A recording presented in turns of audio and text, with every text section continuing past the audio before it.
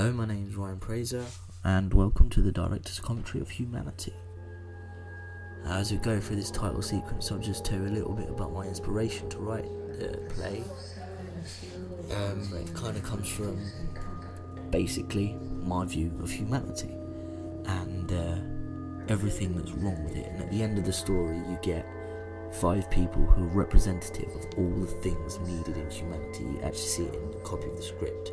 That's what I've actually written in a note on the script. It was 8 pages of writing that managed to be turned into this 25 minutes of raw, in-your-faceness. So I'm pretty proud of it. It's my baby. And next point of action is the introduction. You just hear the sound of Otep reciting her poem Baby's Breath. It's very eerie, and you hear in the foreground number 2, my actor Tahiri, just interrogating members of the audience. This actually happened on the show nights, and she had responses from the audience. It was different every time, and the only direction I gave her was, "You're director, you're looking for your perfect actors. How do you find them?" And she took it on brilliantly. She took on the role of this pompous director, Max Stafford Clark type, very representative of my view of English theatre directors, who are very much, how can I put it without being rude, very high opinionated, very well-spoken, too well-spoken, very, very degrading of people. They like to break people down, break their actors down, and that's what this was about. Just taking people, degrading them, making them into tools. And when we actually did this, on the first night, Tahiri had 2 of her quote-unquote actors on their knees with their hands in the air as if they were about to be shot at gunpoint. And when I saw it in character, I just thought, what is this, a fucking concentration camp or something? And I actually clocked at that moment that a lot of the directors or the people that Tahiri represents are not dissimilar to Nazi persecutors, who would just ruthlessly attack and destroy in an attempt to create this better world. And it's an extreme example. It's a very, very extreme example. But there are a lot of directors out there, I believe, who are trying to create this perfect world of fancy theatre, pretentious theatre that you just don't need. And that's what this whole humanity is about. Create an image in a different way. Use the tools that are there. You don't have to find this perfect actor that has this many qualifications, that has this perfect hair, perfect smile, perfect build, and just create opportunities for other people. But again, I've gone off the topic. The point is, Tahiri's character, number 2, as we called her, a bit ironic, copyright slang, but number 2, the humiliation and the power she has over these actors, these members of the audience, that she just grabs out of the blue. I mean, she was standing there by the entrance when they walked in with her glass of wine, staring at them intently, and then she just goes and interrogates them, grabs them, puts them in the middle of this room in front of everybody, staring eyes, and makes them her bitches. And it was extremely powerful. It was amazing in my opinion. I just loved it, because the first night we had a chap I know, James Hamilton, singing Twinkle Twinkle Little Star, and then the second night had somebody else I know, Jonathan, singing Susan Boyle. well, doing a Susan Boyle impression. It wasn't her song, obviously. It's from it's I Dreamed a Dream. That's the one. But it was just hilarious for me to just watch these people squirm, and I can imagine how it would be to be an actor that's been born and bred a certain way, to perform, to do all these things that are unnecessary to act. My personal experience of drama and theatre is that I don't need a degree in drama. I dropped out of university to say I don't need a degree in drama to be an actor. This play is kind of my proof of that, and yeah, I believe at this point, this whole introduction is what I was trying to avoid for myself. I guess it's kind of self-discovery when I'm commenting on this as I'm going through it. It's quite enlightening, actually, just to review your own work. But obviously this is a dress rehearsal. You see Tyeri in a Bullet for My Valentine hoodie. That's mine. It is actually just quite cold in there. And the music cuts up after the line, "I've done to you what nature has done to me." That line actually comes up later on in a different way. And then Nina comes in.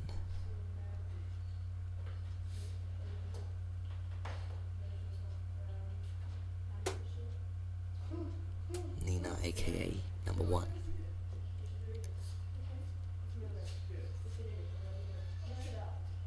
Just stalking this director and her actor. Scrutinising.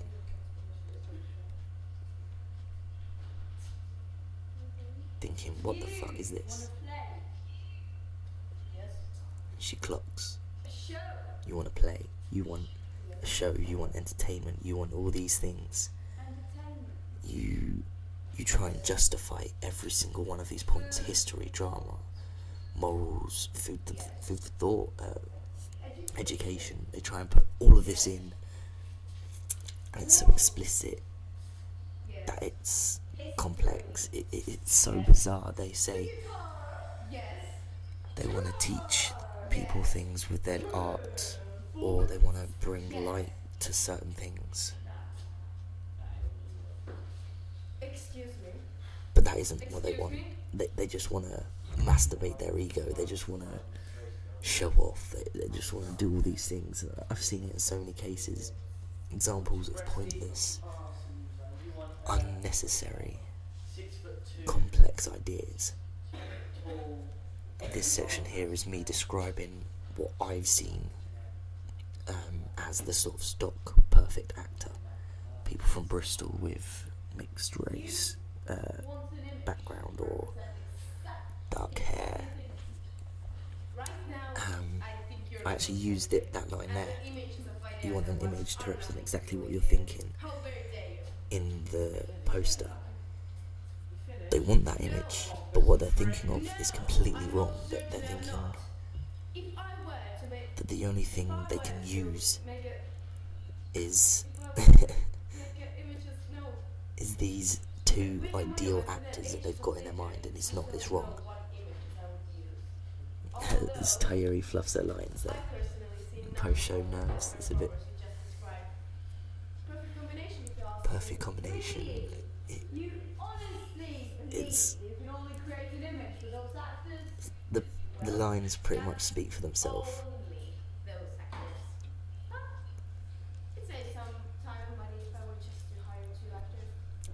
Time and money. Nobody's got any of it to spare, yet we all have a lifetime to earn either one.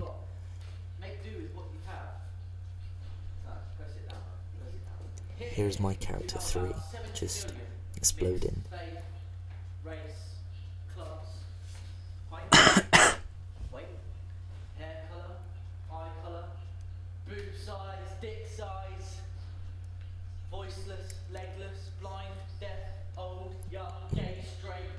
The point of the rant is that there's so many people in the UK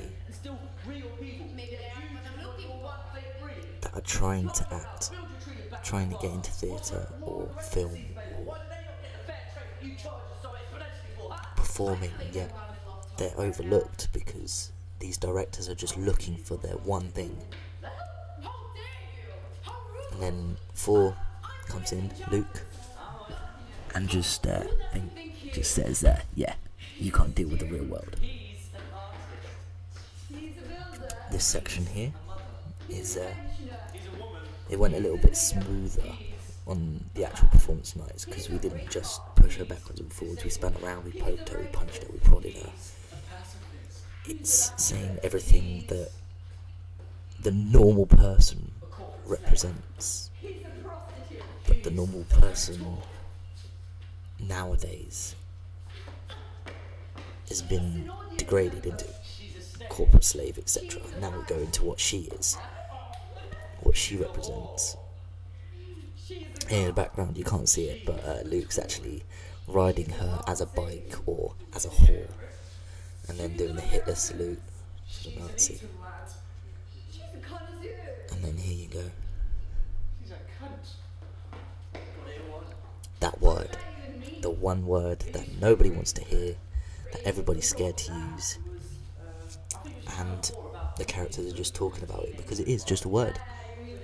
I don't know how true this information is. I did actually hear it on a TV program on Channel 4. Nina forgets her lines here.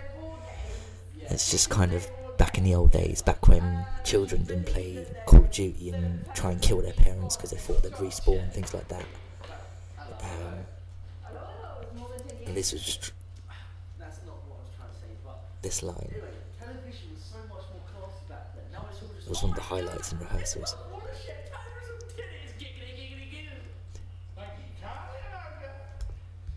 We all cracked up when I first did that because we didn't actually realise. And then we bring the attention back to her.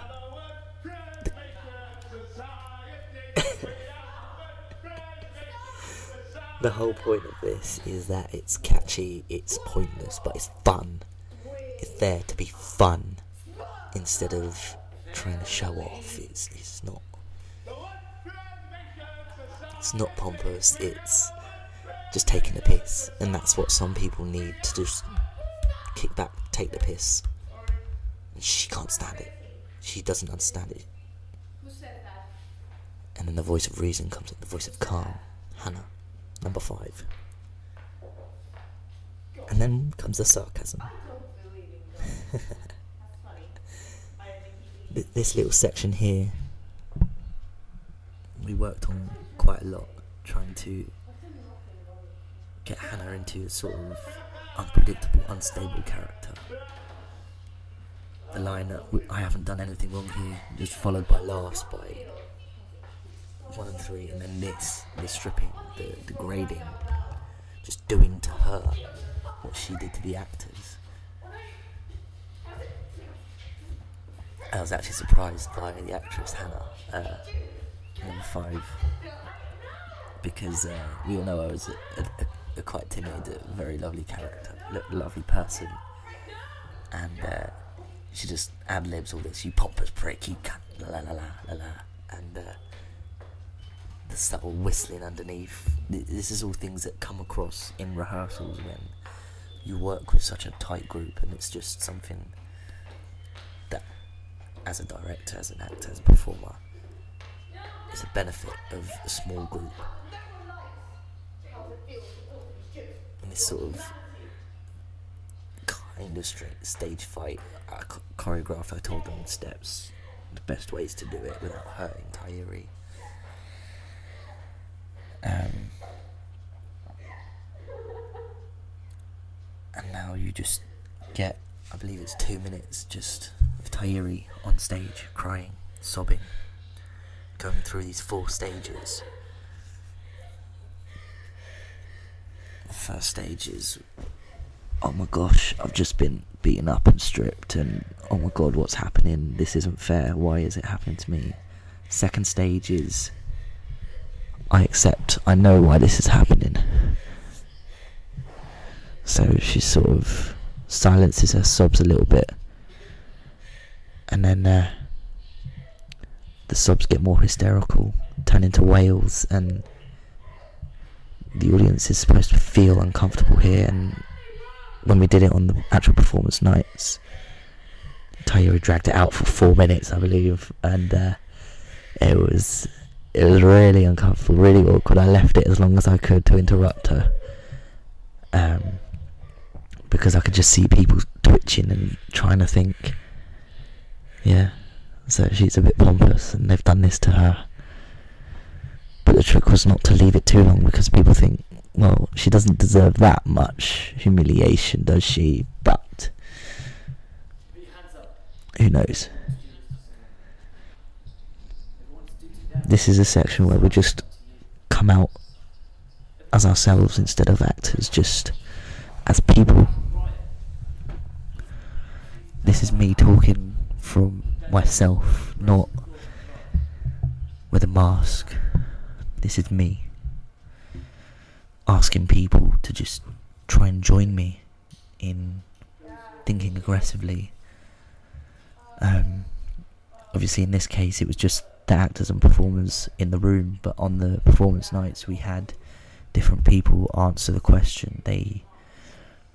There were people telling us about their father, about their teacher, the government. There was an international student that came to see the play, talking about his government and how he wanted to rise up.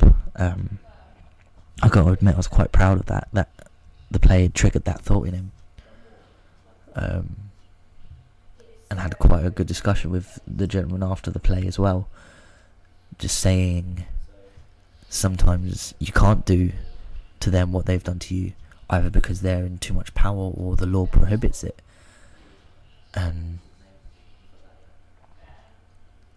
But at the same time, during the discussion in the play, we found ways that we could fight. We discussed ways that we could fight against the government doing wrong, or parents, any form of restriction. There are ways to fight against it. It's just people don't try hard enough, or people give up. They don't think it's worth fighting for. Also, the second night, there was somebody that agreed with me, Nick Clegg, and he got a little bit of a cheer in the house, I must admit. Nick Clegg, after his promise to students, bearing in mind we performed this in Aberystwyth, a university town where people have been exposed to student loan scandal, paying £9,000, in case you didn't know, paying £9,000 a year for tuition and then accommodation fees, and it just tots up to a massive cloud of debt hanging over your head. I was lucky enough to drop out of university before the debt got too much, but even I have got £3,000 of debt myself. I might not ever pay it back, because being an artist, director, actor, poet, musician, it doesn't exactly pay the wages, pay the bills.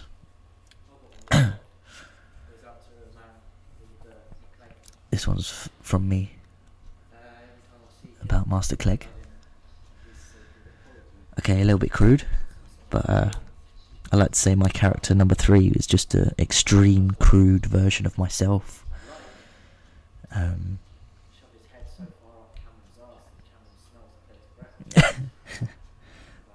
Apologies for the rude imagery there, but that's the way I genuinely feel, that Nick Clegg, David Cameron, that they are the same party, the same person, the same entity. They may as well be linked to the genitals for all I care.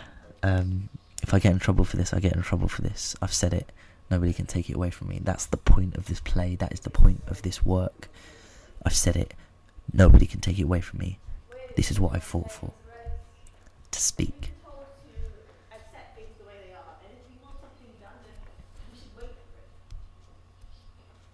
Yeah, at the same time, we've been told to always search for more answers. You know what we get? More questions. This person there is obviously beating up man or big brother, then we've been told that some feelings are better left. Again, this is just the actors coming out as themselves, and then from the clap, smell that, go into character again, just break away and go back into the play. There, Nina lost her lines, but we'd only been rehearsing with her for a day before we did this. Yeah, don't be a twat and think that all animals or lesser species are equal or better than us, because fuck your Bible's rules. They're not rules at all. They're just like guidelines. I must say here, I don't have anything against people that follow the Bible, but there are people that take it to extremes, and therefore my character's response was taken to an extreme as well. At this point, I go around the room with my hand held out. There was actually a drawing of an octopus on a piece of paper that Luke had done, with very sketchy colouring in, and it was just an image to represent the image. Aggressive and very, very pissed off students. Talking about the students, and the first, second night, there were people nodding, people agreeing, people wanting to think, yeah, that's me, I am a student, I am pissed off, I am aggressive. Again, in case you didn't realise I was in character, I go with the crude imagery. The human race is lacking something. Humanity.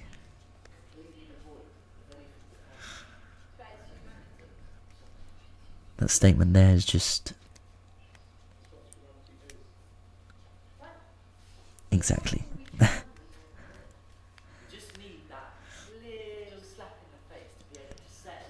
This is a brilliant bit of cinematography. I don't think I could have caught that shot better from any other angle, and I'm lucky enough to have put it in a good place. Having said that, I can't see my face in either shots. And this is the point that Tayuri breaks out of character and just goes back to an actress, and it just goes a bit weird. I mean, I had about 20 of these that I could have fitted, but I decided the more we sung, it would have been awkward and taken away from what we were trying to say. But yeah, there was a point to it. It was fun, it was there, tried it. And Luke, inappropriate.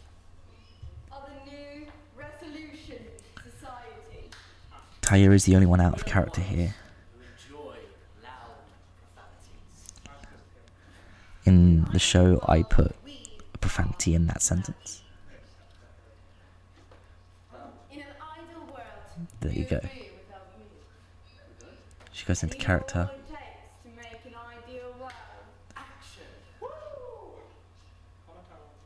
And we throw away. And that, ladies and gentlemen, is what I believe humanity needs, is just to take away the pompousness, take away the pretension, take away all these images that don't mean anything. They're just so wrapped up. And yeah. Thank you very much, Luke, for this little shot at the end. And thank you for listening to Director's Commentary of Humanity. Here you go. Here he comes. Here he comes.